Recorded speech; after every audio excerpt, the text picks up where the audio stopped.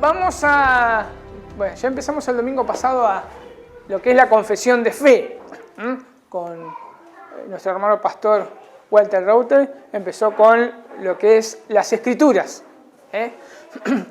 Entonces va a quedar medio descolgado, pero voy a hacer la introducción, porque no hicimos la introducción. Pero bueno, o sea, es la introducción. Ya el domingo pasado fue la primera parte y también voy a hacer la segunda parte. Así que va a quedar medio doblado, pero bueno. Porque nosotros necesitamos saber por qué nosotros debemos estudiar una confesión de fe. La confesión de fe que nosotros estamos utilizando, ¿cuál es? ¿Cuál es la confesión de fe? Exacto, la confesión de fe de Londres de 1689. De 1689. Si algunos no saben, la confesión de fe de Bautista de 1689 se desprende de la confesión de fe de Westminster de 1647, también toma parte de la confesión de fe de Savoy de 1658 y de la confesión bautista de 1644. De todas esas agarra, y la estructura básica de la confesión de fe de Londres de 1689 es la de Westminster. Es la de Westminster. Nosotros agarramos la de Westminster y agarramos la confesión de fe bautista, es muy parecida. Pero sí agarra cosas, como les decía, de la confesión de fe de Savoy, de los Países Bajos de Europa, vendría a ser, y de la primer confesión de fe bautista de 1644. Es importante saber que se decreta ahí, podemos decir, la confesión de fe de Londres de 1689 en ese año, pero se escribió clandestinamente en el año aproximadamente en 1677.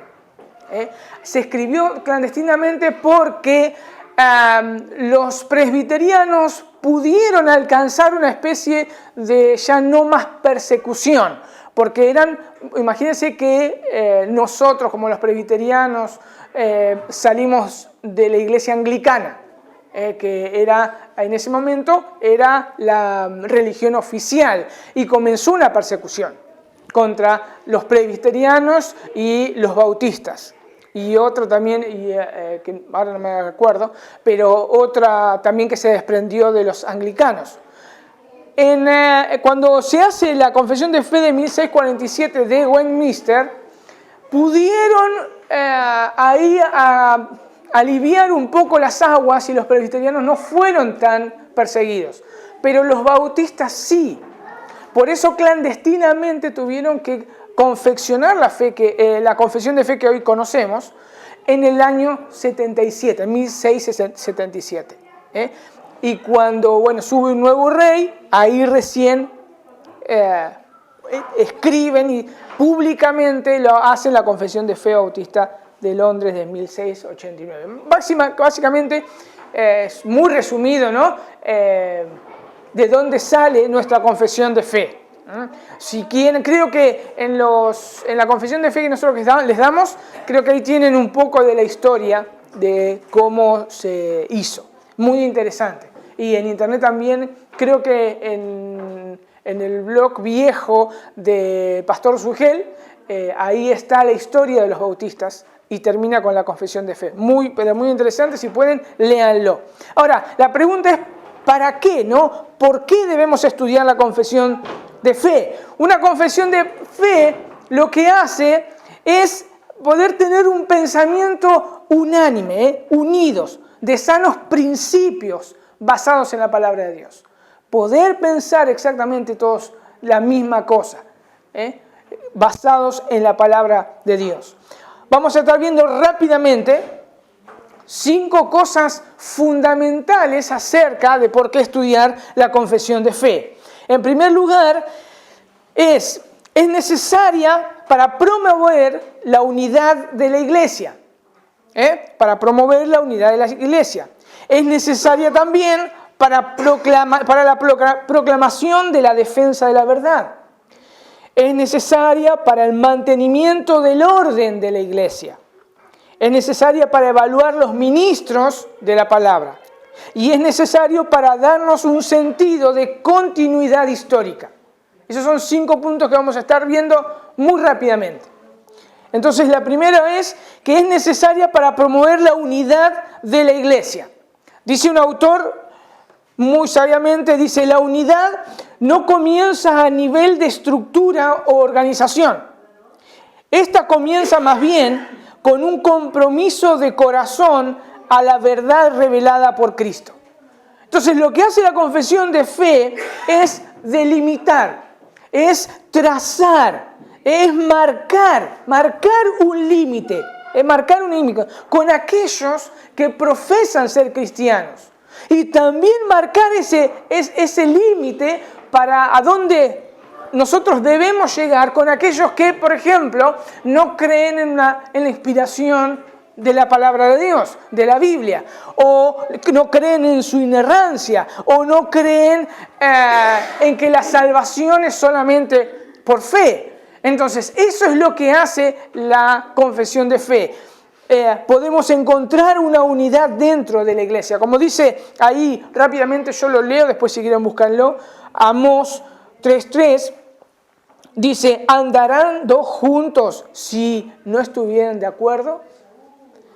Bien, dice el pastor Sugel Michelén, dice lo siguiente, dice, una iglesia puede tener una estructura externa unificada, pero si los miembros que están en ella mantienen opiniones distintas respecto a los asuntos esenciales de la fe cristiana, tal iglesia en realidad está dividida.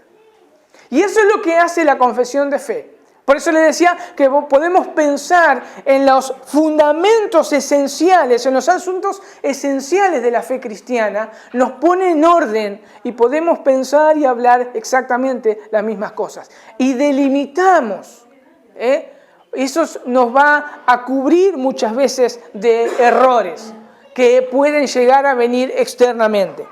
El segundo punto, dijimos que es necesario para la proclamación y defensa de la verdad. Busquen ahí 1 Timoteo 3, versículo 14 y 15. 1 Timoteo 3, 14 y 15. Pablo le escribía a Timoteo, lo voy a leer de la versión de la Biblia de las Américas. Dice, te escribo estas cosas esperando ir a ti pronto. Pero en caso que me tarde, dice Pablo, te escribo para que sepas cómo debe conducirse uno en la casa de Dios, que es la iglesia del Dios vivo, columna y sostén de la verdad.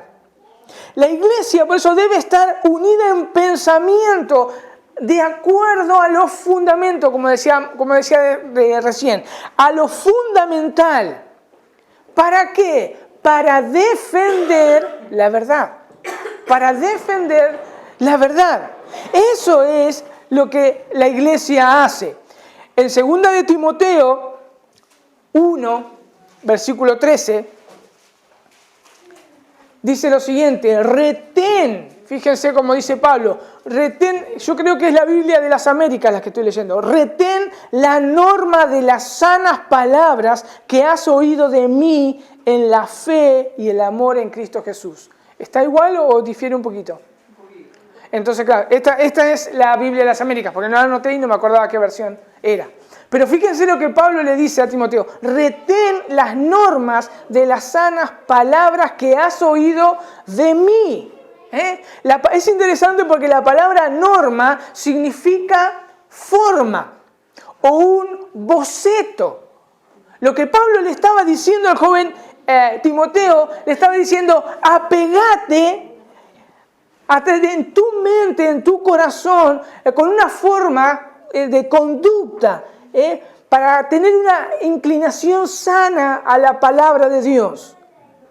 Todo lo que oíste de mí, eso es la estructura que te va a llevar a conducirte mejor dentro de la iglesia. Eso es lo que Pablo le estaba diciendo. Le había dado, imagínense que Timoteo estuvo con el apóstol Pablo. Y a lo largo de su ministerio, Pablo, es como decir, le escribió el boceto. Le dijo, estos son los límites. Si te conducís dentro de este marco, te vas a conducir bien dentro de la casa de Dios, que es la iglesia. Que es la iglesia. El tercero es necesario para el mantenimiento del orden en la iglesia. Es necesario para el mantenimiento del orden en la iglesia. ¿Por qué decimos que es necesario para el mantenimiento del orden en la iglesia? Por ejemplo, ¿cómo vamos a evaluar a aquellos que quieren ser miembros de la iglesia? La confesión de fe lo que hace es eso. Nosotros podemos discipular a través de una confesión de fe y pueden tener esos miembros que quieran ingresar a la iglesia, pueden tener un discipulado. O también, ¿cómo pueden evaluar a aquellos que quieren venir a la iglesia y dicen, ¿y estos qué creen? ¿Estos qué creen? Entonces, lo que hace la confesión de fe es eso, es poder mostrarle lo que creemos. Esto es lo que creemos. ¿Se entiende?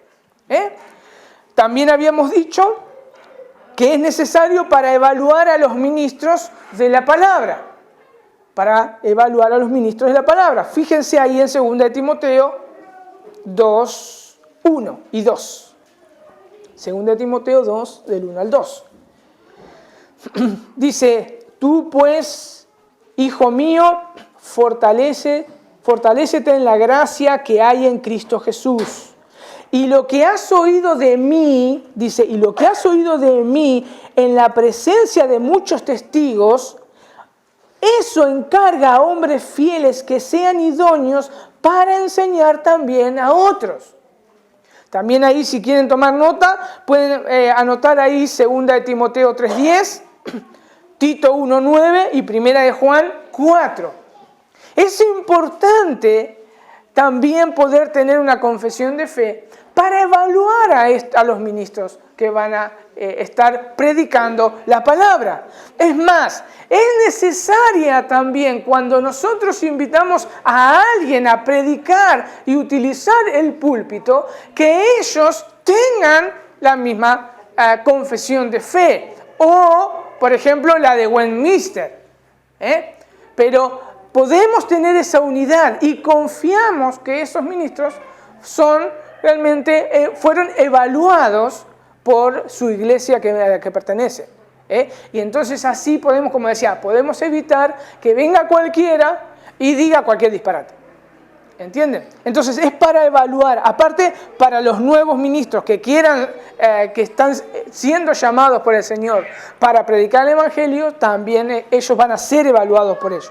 En 1 de Juan, rápidamente lo leo, 1 de Juan 4:1, dice, amados, no creáis a todo espíritu, dice. Amados, no creáis a todo espíritu, sino probad los espíritus para ver si son de Dios, porque muchos falsos profetas han salido al mundo. Obviamente tenemos que, está para predicar este pasaje, pero si nosotros leemos un poco el contexto, no está hablando de que tenemos que tener un discernimiento espiritual con agudeza y decir, este está endemoniado. No está hablando de eso, sino probarlo de esta manera. ¿Por qué? Porque ahí lo dice, porque muchos falsos profetas salieron del mundo y dicen cualquier disparate. Entonces, ¿cómo vamos a probar a esos ministros? Una de las herramientas que nosotros podemos tener, que ya está, que a lo largo de la iglesia se ha utilizado, es la confesión de fe. Es una confesión de fe. Y cualquiera se puede hablar con esa persona y realmente hacerle preguntas acerca de la confesión de fe.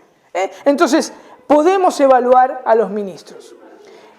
Y el último punto es necesaria, con el último punto no quiero decir que terminó el sermón, ¿no?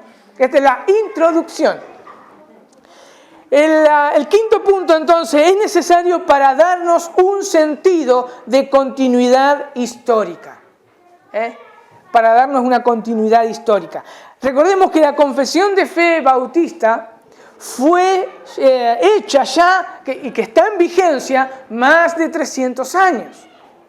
Y que realmente no se desvía del testimonio de la Iglesia de Cristo, que va a funcionar, ya está funcionando más de 2000 años. Entonces, esto es lo que nosotros seguimos, la continuidad de la Iglesia histórica. Obviamente, como decía recién, la confesión de fe apenas tiene 300 años, ¿no? Pero sigue vigente. Y muchos han tomado esta confesión de fe. Nosotros tenemos esa continuidad, porque no está hablando cualquier cosa de lo que la iglesia primitiva creía. Como dice también un autor muy sabiamente, dice, hay dos características primordiales que distinguen a una secta. Hacen hincapié en algunos puntos distintivos por encima de todo el consejo de Dios. Y en segundo lugar, claman ser los descubridores de una verdad que la iglesia nunca ha visto en el pasado. Y eso es lo que nos libra. Sigue diciendo el autor, por eso las sectas son alérgicas al estudio de la historia de la iglesia y las confesiones de fe históricas. Eso también es lo que nos libra. Aparte de seguir una continuidad con la verdad, podemos ver quién es una secta. Enseguida van a ver aquellos que dicen que tienen una nueva revelación. Bien, tenemos que tener cuidado. Antes de decir, es una secta, vamos a examinarla, ¿no? Porque capaz, se comportan como una secta y son ignorantes totales de las Escrituras. Quizás ni son cristianos, pero vamos a evaluarlos. Nosotros debemos evaluarlos de acuerdo a las Escrituras. Y ya que tenemos una confesión de fe llena de pasajes bíblicos, lo podemos hacer a través de ella. Cabe aclarar, la confesión de fe no es la palabra de Dios. O sea, la palabra de Dios es la que es inerrante, la que no tiene errores y la que es inspirada. La confesión de fe fueron hechas por hombres que vieron la situación que vivían en esa época del mundo, tuvieron que hacer estructuralmente, vendría a ser una teología sistemática chiquita, diciendo que nosotros creemos de acuerdo a la palabra de Dios. Pero eso tiene que quedar claro, porque muchas veces levantamos más la confesión de fe que lo que levantamos la palabra de Dios. Y tenemos que tener cuidado. Pero es necesaria. Es necesaria para estas 5 cosas, nos va a ayudar. Y como el domingo pasado ya empieza así la confesión de fe acerca de las Escrituras, el pastor Walter Reuter lo expuso muy bien y realmente los que no han estado lo pueden ver en el video. Sí, está, sí, ya lo subimos. Y hoy nos toca el segundo punto de la confesión de fe, que habla de Dios. Habla de Dios. Como dijimos, nuestra confesión de fe es clara al comenzar con la veracidad de las Escrituras. Con la veracidad de las Escrituras. Ella dice que la Biblia es la palabra de Dios. No que contiene la palabra de Dios, sino que afirmamos aún nosotros que la Biblia es la palabra de Dios, inspirada y sin errores. Porque nosotros no tenemos que caer en que si decimos que contiene la palabra de Dios, es lo que, bueno, explicó un poco el pastor Walter, que se hace palabra de Dios cuando leemos un pasaje y Dios nos habla. Entonces ahí se convierte en palabra de Dios. Eso es un error. La palabra de Dios es de Génesis a Apocalipsis. Cada palabra fue inspirada por Dios. Esa palabra tenía que estar ahí. Y Dios se encargó de que esté ahí. Por eso nosotros podemos decir y afirmar que es la palabra de Dios. ¿Por qué tenemos que afirmar que es la palabra de Dios? Por la sencilla razón que si nosotros no creemos que es la palabra de Dios, que no fue exhalada por Dios y que no tiene errores, no podemos confiar en ella. Y si no podemos confiar en ella, entonces no podemos decir que solo hay un Dios. vivo y verdadero. Y por eso es fundamental cómo empieza la confesión de fe. Creemos que las Escrituras es palabra de Dios, inspirada y sin errores. Y como confiamos en las Escrituras, podemos decir, porque leemos de acuerdo a las Escrituras, que hay un solo Dios, vivo y verdadero. Todo lo que nosotros queremos saber, aparte, todo lo que queremos saber del Señor se encuentra en las Escrituras. Obviamente que Cristo es la palabra encarnada de Dios. Cristo es la palabra encarnada de Dios. Dios habló a través de Jesús. Él fue la palabra final, significa, de Dios. Dios vino hablando de diferentes formas a través de todo el Antiguo Testamento. Cuando nosotros leemos en los Evangelios, ahí Dios tiene su revelación final, que de ahí no va a hablar más, es Cristo hablando, ¿no? Y después Dios inspira a través de su Espíritu Santo a esos apóstoles que escribieron el Nuevo Testamento. Y hoy con el Nuevo Testamento y el Antiguo Testamento tenemos todo lo que necesitamos saber de Él. O sea, le estoy haciendo un poco un resumen de lo que se vio el domingo pasado. Entonces, podemos confiar en las Escrituras, porque es la palabra de Dios. Bien dice un autor lo siguiente, muy duro, pero realmente es así. El no creer en la Biblia, la palabra de Dios, es no creerle a Dios. Y eso es pecar contra Él. Y es así. Si yo no creo en la Biblia, que es la palabra de Dios, no le creo a Dios. Y si no le creo a Dios, yo estoy pecando contra Dios. Por eso como cristianos, y como la Biblia también nos lo revela, nosotros nos declaramos monoteístas. Creemos en un solo Dios. Más o menos saben, monoteístas. O sea, son dos palabras combinadas en el griego. Una es mono, que es uno, y teos es Dios.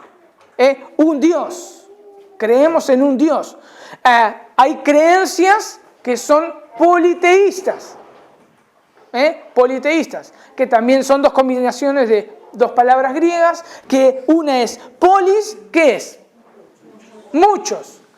Y teos es Dios. Son muchos dioses. Pero nosotros a través de las Escrituras nosotros podemos ver que podemos declarar que creemos en un solo Dios. Imagínense ustedes por un momento que en la época de Israel, del pueblo de Israel, y anteriormente también, porque cuando nosotros comenzamos ya de Génesis y cuando viene todo el despliegue de la humanidad, Dios se revela a la persona. Pero especialmente cuando nosotros vemos en Moisés que se revela a través de esa zarza, ¿se acuerdan? Ardiente que no se consumía. Dios se revela como el único Dios. Yo soy el que soy. Y Dios manda a Moisés a rescatar a su pueblo, Israel, que iba a ser un pueblo especial, para que salga de Egipto y le adore en el desierto como el único Dios verdadero. Entonces, imagínense en ese momento donde todos, absolutamente todos los pueblos eran politeístas. Que este pueblo insignificante que Dios está liberando a través de Moisés va a decir, no, nosotros adoramos al que es verdadero y único Dios. El cristianismo entonces declara tajantemente y sin titubear que solo hay un Dios, nuestro Dios. Y esto es importante tenerlo en cuenta. Solo hay un Dios. Solamente hay un Dios y es nuestro Dios, el que se revela en las Escrituras. Mis hermanos, esto es realmente hermoso pensar que solamente hay un Dios. ¿Por qué? Porque trae paz al corazón de la persona. Trae gozo al corazón de la persona. Si no, cada persona estaría pensando, ¿será este el Dios verdadero? ¿Será este el Dios verdadero? Voy a Buda, voy a tantos que están en la India, voy a este. ¿Quién es el Dios verdadero? ¿Esta es la religión verdadera? ¿Esta es la religión verdadera? Podemos decir con seguridad, nosotros tenemos el verdadero Dios. ¿Por qué? Porque se nos ha revelado a través de las Escrituras. Se nos ha revelado a través de las Escrituras. ¿Entienden? Muchos pueden decir lo siguiente, que aún se creen cristianos. Muchos pueden decir lo siguiente, creo que Dios es uno, pero mi Dios es así o asá. Mi Dios no es como el Dios del Antiguo Testamento que mataba. Mi Dios es todo amor, como que Dios cambia. Bien, ese es un Dios que se imagina y lo crea en su propio corazón. Es exactamente lo mismo de hacerse un Dios, una imagen de Dios y postrarse y adorarlo. Cuando una persona en su corazón se crea su propio Dios y no conforme a las Escrituras, eso es falso. Eso es falso. Por eso, como decíamos recién, por eso debemos comenzar desde el principio. La Escritura es inspirada por Dios. Dios nos habla a través de la palabra y Él se revela a través de la palabra y Dios dice, yo soy el que soy. Yo soy el que soy. Por eso vamos a ver ahora un ejemplo que es Deuteronomio 6.4. 6.4. Que es el Shema, en lo que se le enseñaba a todo el pueblo de Israel y lo que los padres debían enseñar todo el día a sus hijos. Dice Deuteronomio 6.4, oye Israel, Jehová nuestro Dios, Jehová uno es. Jehová uno es. El Señor se les está revelando a su pueblo Israel y le está diciendo, yo, su Dios, soy uno. Soy uno. No solamente en este versículo del Shema está hablando de la unidad de Dios, sino que también está hablando de la unicidad de Dios. Esto es, Dios es el único Dios. Él es el único Dios. Eso es lo que nos está diciendo acá. Veamos, por ejemplo, el primer mandamiento, ahí en Éxodo 23. 23. Éxodo 23 dice, no tendrás, ¿qué cosa? Dioses ajenos delante de mí. Ahora, ¿qué les estaba diciendo Dios al respecto? Esto significa que ellos podían tener otros dioses, pero siempre y cuando el primer lugar sea Dios. Fíjense lo que dice el doctor Sproul al respecto. Dice, el mandamiento no significa que el pueblo de Dios pueda tener otros dioses, siempre y cuando Yahvé ocupe el primer lugar. Delante de mí significa en mi presencia. Y la presencia de Yahvé se extiende por toda la creación. De modo que cuando Dios dijo, no tendrás otros dioses delante de mí, estaba diciendo que no hay otros dioses, porque solo Dios reina como única divinidad. Esa es la declaración del primer mandamiento. Esa es la declaración. O sea, porque no pueden tener dioses en mi presencia. Y Dios, ¿qué? Dios es omnisciente, Dios ve todo. O sea, su presencia cubre todo nuestro globo terráqueo. Y eso significa, porque no puede haber, porque yo soy el único Dios. Yo soy el único Dios. También debemos notar algo muy importante de este versículo que nos va a servir para el estudio del próximo sermón, que es la Trinidad. Como dijimos, el Shema no solo habla de la unicidad de Dios, que Dios es el único Dios, sino también nos habla de la unidad de Dios, que Dios es trino. Dios es trino. Fíjense que ahí cuando está hablando de Oye Israel, Jehová nuestro Dios, Jehová uno es. Esa palabra uno es la palabra hebrea echad, que significa también, significa uno, pero significa también una unidad de más de una persona. Eso es lo que significa también. Fíjense ahí en Génesis 2:24. ¿Qué dice Génesis 2:24?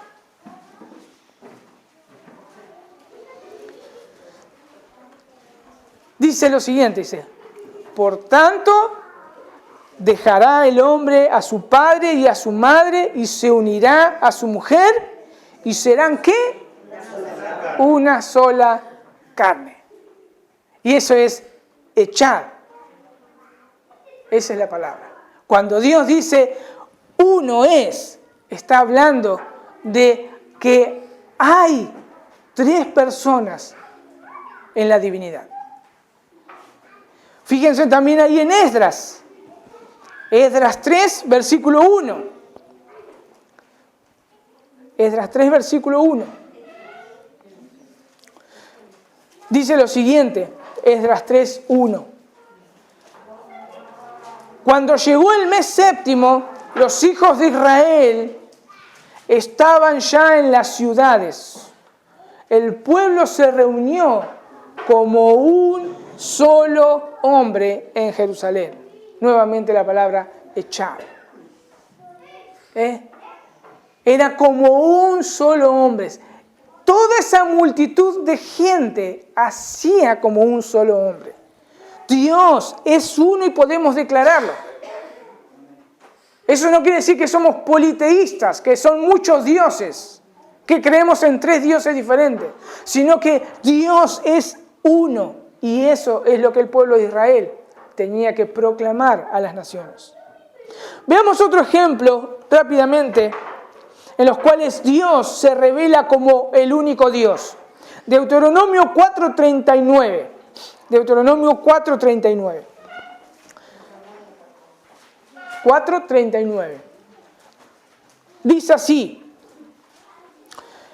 por tanto, reconoce hoy y reflexiona en tu corazón que el Señor es Dios arriba en el cielo y abajo en la tierra. No hay otro. No hay otro. ¿Qué es lo que habla el Shema? ¿Qué es lo que habla también Éxodo 20:3? No tendrás dioses delante de mí, porque no hay otro. Dios es el que reina en los cielos y en la tierra. No hay otro Dios. Isaías 43:10. Isaías 43:10. Dice lo siguiente.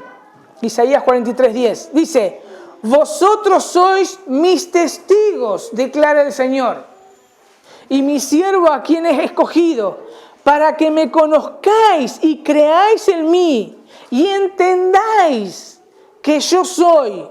Antes de mí no fue formado otro Dios, ni después de mí lo habrá. Dios es el único Dios. Todo lo demás es imaginación.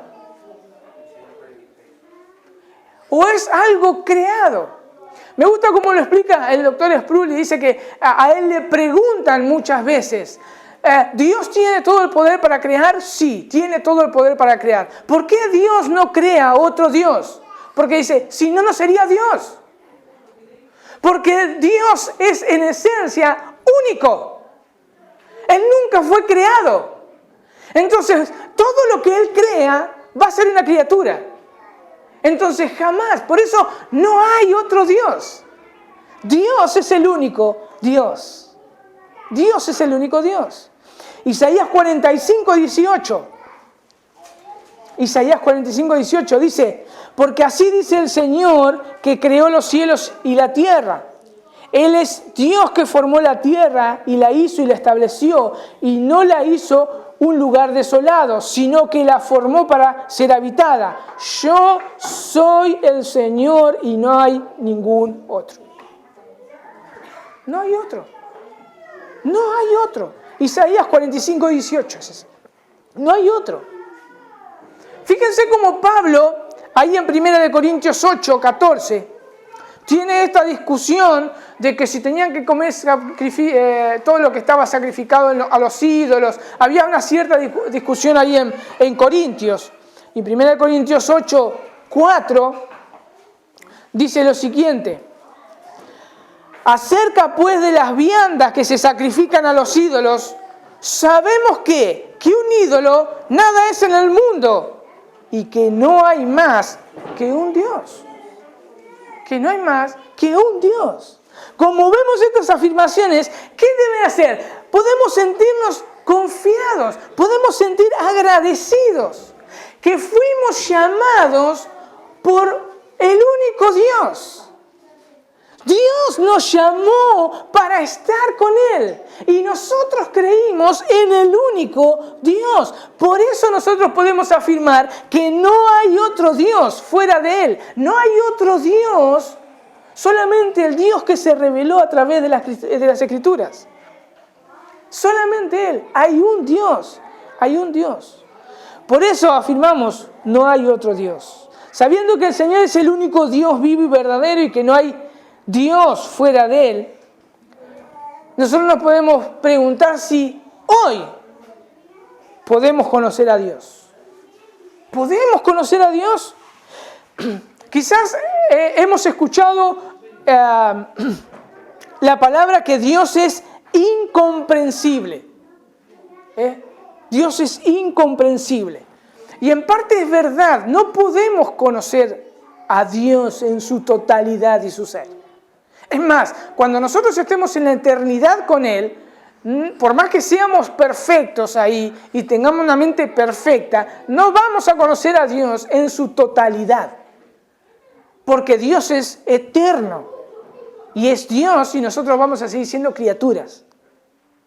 Pero, por eso yo digo en parte es verdad, porque no podemos conocer al 100% y no podemos profundizar los pensamientos de Dios al 100%, porque, fíjense Isaías 55:9, dice, porque como los cielos son más altos que la tierra, así son mis caminos, más altos que vuestros caminos, y mis pensamientos más que vuestros pensamientos.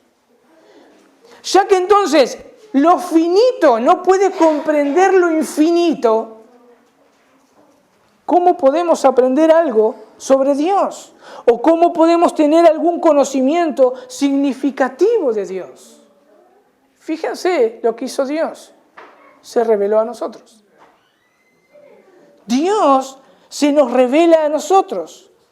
Dios se nos revela a nosotros de una forma que podamos comprender, que podamos aprender algo de Él. De esa forma Dios se revela a nosotros. Decía Calvino lo siguiente: Dios en su gracia y misericordia condesciende a balbucear para nuestro beneficio. Dios lo pone así como uno tiene un bebé y comienza a hablar al lenguaje de bebé para mostrarle o enseñarle algo significativo al bebé. No estamos muchas veces diciéndole pavadas al bebé, sino en un lenguaje que nos entienda, con gestos y un montón de cosas más, le enseñamos al bebé. Dios hizo lo mismo con nosotros.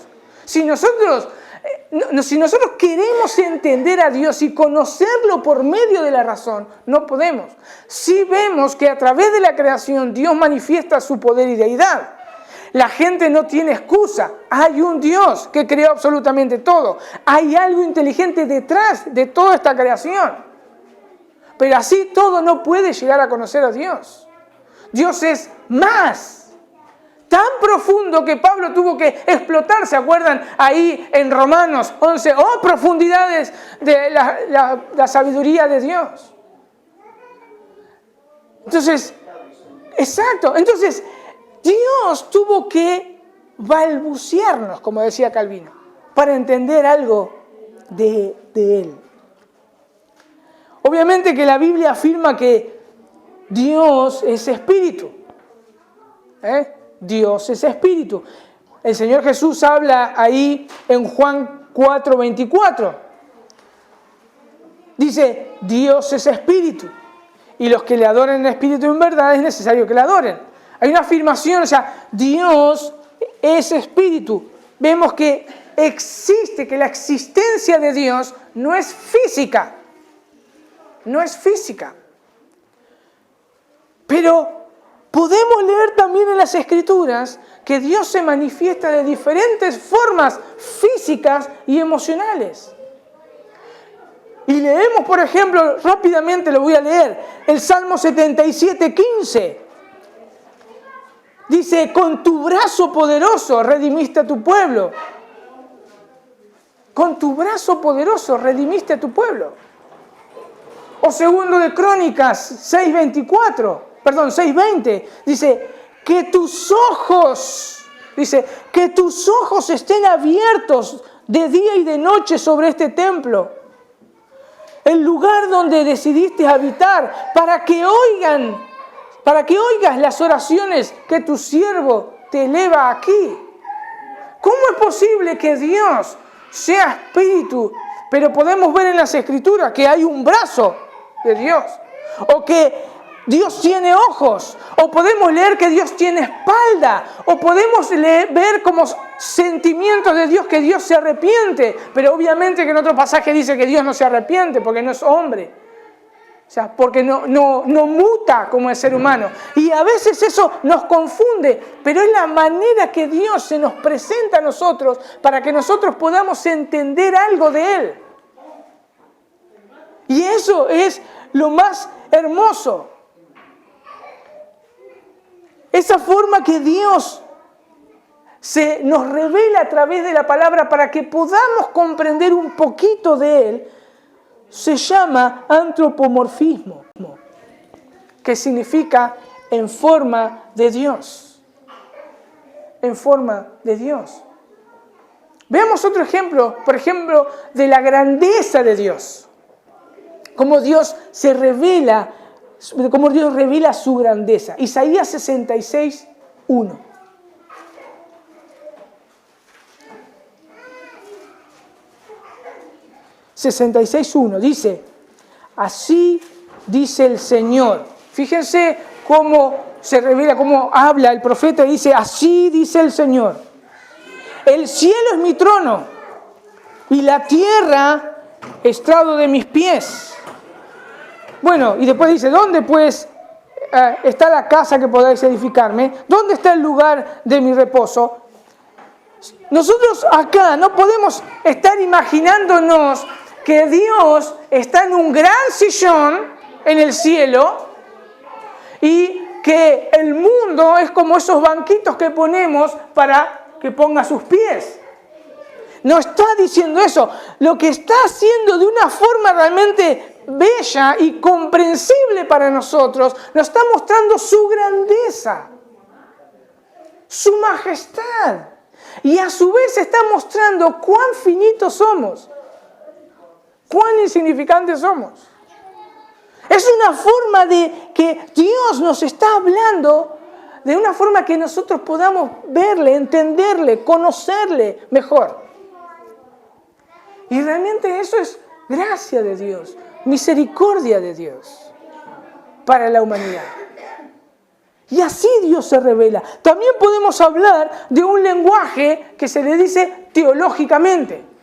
Cuando nosotros hablamos con un lenguaje así, podemos decir que Dios es omnipotente.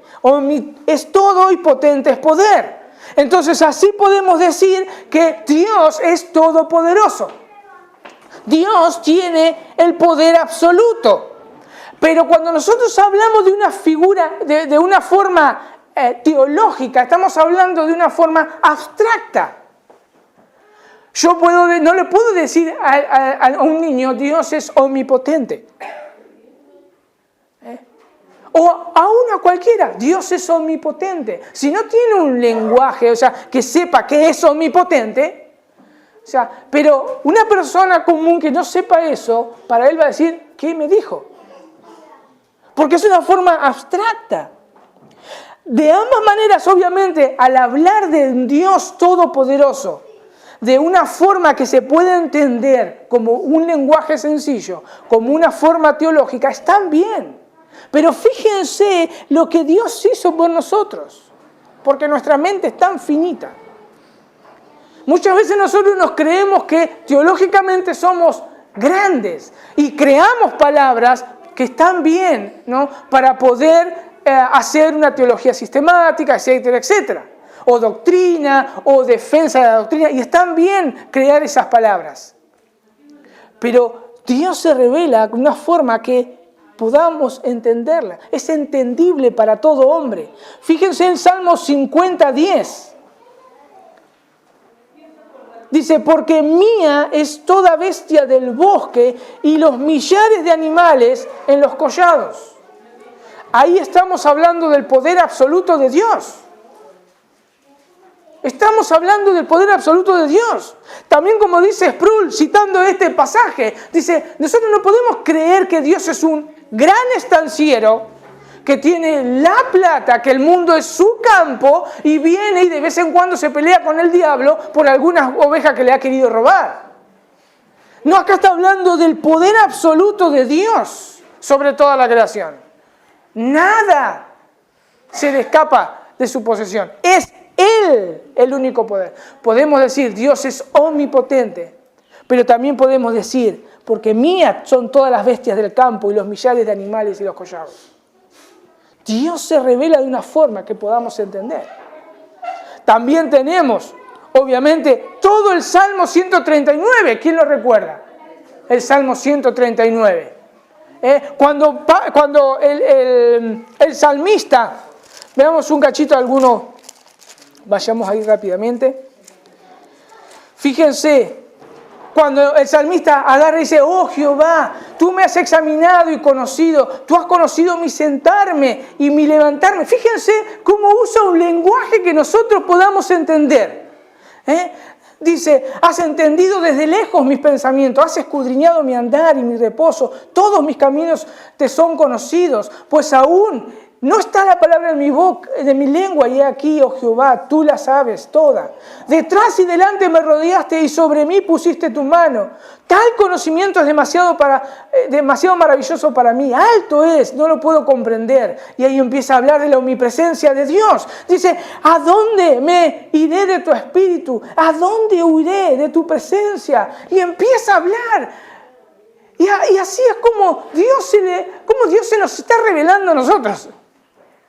A través de este salmo. Tranquilamente el salmista podía haber dicho, Señor, tú eres omnisciente, ¿a dónde huiré de ti? Y terminar el salmo ahí. Pero Dios quiso revelarse de una manera para que nosotros podamos ver su grandeza. Para que nosotros podamos ver su misericordia, su amor, o sea, cuán grande es nuestro Dios. Nuestro único Dios. Es maravilloso. Dios, como decía Calvino, balbuceó para nosotros, para que lo podamos entender. Es maravilloso. Como vemos, Dios quiso darse a conocer a sus criaturas, finitas y limitadas, por medio de su palabra. Por medio de su palabra. Y es ahí donde encontramos de una manera clara y perfecta algo de su ser, para que nosotros nos podamos deleitar. Algo de su ser. Obviamente que esto no quiere decir que en la Biblia no haya cosas difíciles que nosotros podemos comprender. Hay cosas difíciles que nosotros leemos y no entendemos. Pero Dios en su gracia y misericordia pone pastores maestros para que puedan prepararse y puedan enseñar a su pueblo. Pero siempre es por su gracia y su misericordia. Pero lo que nosotros necesitamos para conocer de Dios se encuentra en la palabra de Dios. Porque Dios se dio a conocer. Dios se dio a conocer. Entonces, hasta acá pudimos ver dos cosas fundamentales. Dios es el único Dios. No hay otros dioses fuera de Él. No hay otro. Todos aquellos que quieran declararse deidad, todos aquellos que se quieran declarar deidad, sea que estén en la mente de alguien o en forma de imagen, no dejan de ser algo creado. Y por eso es falso. No es Dios ni ninguna deidad. En segundo lugar, por medio de la Escritura, Dios quiso revelarse al hombre de una forma comprensible para que nosotros entendamos y aprendamos algo de su grandeza y le adoremos y temamos delante de su presencia. Delante de su presencia. ¿Y qué podemos aplicar? Porque esto lo que estamos viendo es teología sistemática.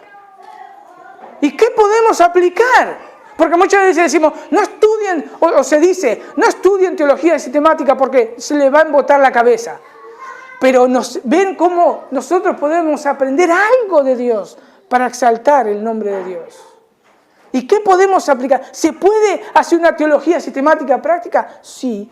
¿Qué aplicaciones podemos tener? 3 aplicaciones prácticas. Debemos leer la Biblia buscando cómo es Dios.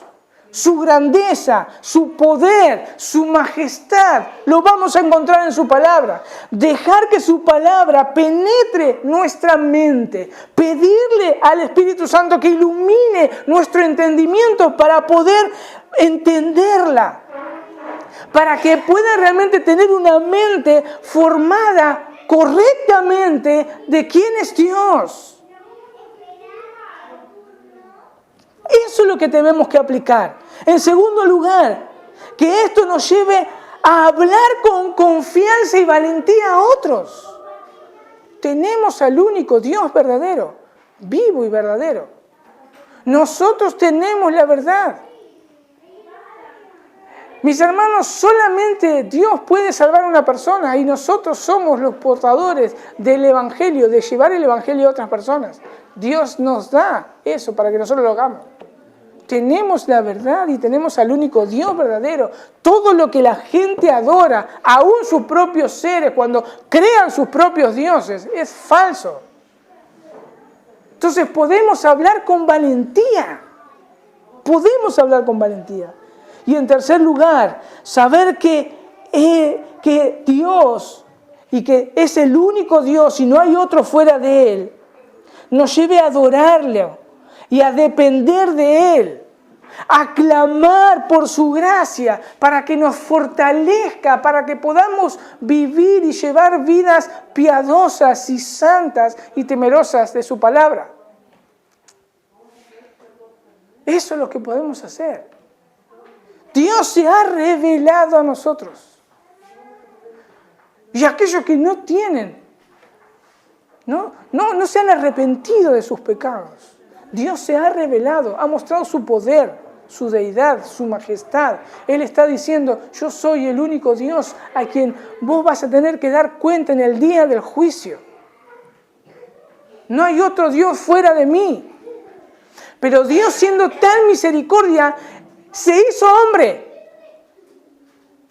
Dios Hijo se hizo hombre para cargar, para vivir esa vida que nosotros no podíamos vivir y andar perfectamente ante los ojos de su Padre, y murió como un criminal, cargando sobre nosotros el pecado que nosotros mismos, si no nos arrepentimos de nuestros pecados, tenemos que ser juzgados y mandados al infierno. Y Cristo recibió ese castigo, la ira de Dios en la cruz. Y tuvo la victoria porque la muerte no lo retuvo. Y está sentado a la diestra de Dios. Y hoy todos aquellos los que se arrepienten y creen en la obra perfecta de nuestro Señor Jesús son salvos. Y van a poder disfrutar de ese Dios único y verdadero. Perfecto. Y van a poder gozarse y su corazón va a explotar de emoción, de ver la grandeza de un Dios tan perfecto y tan grande, que Dios se reveló a simples criaturas finitas como nosotros. Vamos a orar. Padre, lo único que podemos es adorarte y exaltarte, porque realmente tal conocimiento es demasiado para nosotros. Pero gracias, Señor, porque por lo que tenemos en tu palabra nos es suficiente, Señor. Ayúdanos, Señor, a vivir en santidad delante de tu presencia. Gracias, Dios, porque sabemos que si pecamos, abogado tenemos a Jesucristo el justo, que nos limpia de todo pecado. Gracias, Dios, porque tu salvación es perfecta. Cristo está intercediendo todo el día a tu diestra por nosotros. Señor, qué maravilloso eres. Queremos conocerte más, Dios. Ilumina nuestra mente para que cuando abramos tu palabra, realmente podamos ver tu grandeza, tu majestad, tu sabiduría, todo de ti. Y caer postrados delante de tu presencia, alabando y exaltando tu santo nombre. Señor, ten misericordia de aquellos que no te conocen. Señor, muéstrales a Cristo y su belleza. Muéstrales, Señor. Muéstraselos. Gracias, bendito Dios. En el nombre de Jesús. Amén.